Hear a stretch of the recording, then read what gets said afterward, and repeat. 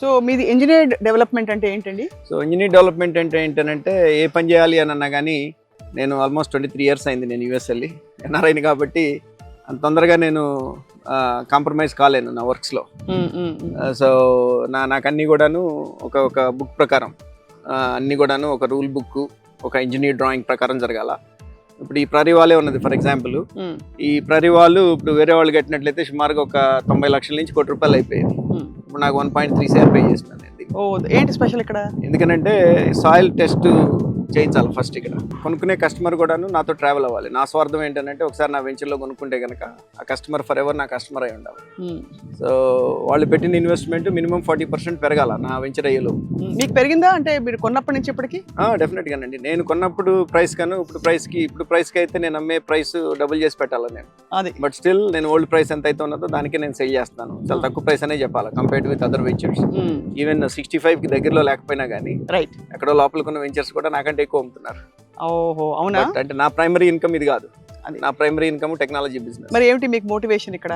అంటే పుట్టిన ఊరు కృష్ణా గుంటూరు అని అంటే మాకు స్పెషల్ బాండింగ్ ఉంటుంది.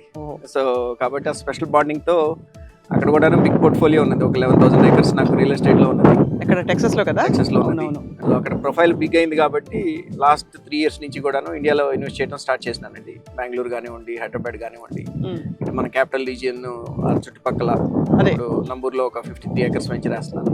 అట్లానే ఇది ఒక 28 acres phase 1 కింద ఒక 21 acres ఓపెన్ చేశాను.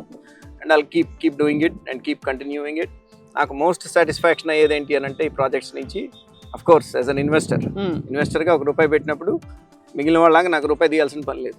బిజినెస్ నుంచి నాకు పావలా వచ్చినా ₹10 వచ్చినా అసలు ఇన్వెస్ట్మెంట్ పోకుండా ఉంటే చాలు. రియల్ ఎస్టేట్లో అది కాదు. నేను కొనేస్తాను ల్యాండ్ ఫస్ట్. ల్యాండ్ కొనేస్తాను కాబట్టి మ్యాటర్ ఆఫ్ టైం.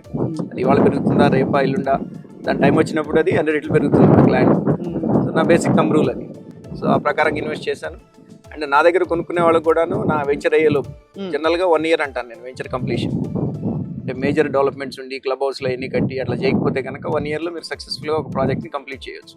అంటే కొనుక్కున్న దగ్గర నుంచి 1 year ఎండింగ్ లోపు ఫస్ట్లో కొనుక్కున్న వాళ్ళకి ఆ 40% ఎప్రిసియేషన్ ఇవ్వగలిగితే దట్ ఈస్ మై సక్సెస్. పైన ఎంత అవుతుంది అనేది ఇక మిగిలిన ఆస్పెక్ట్స్ మీద ఉంటుంది. నా డెవలప్మెంట్స్ మీద సంబంధించి 40% అనేది మినిమం అప్రిషియేట్ కావాలి నా దగ్గర కొనుక్కున్న కస్టమర్కి.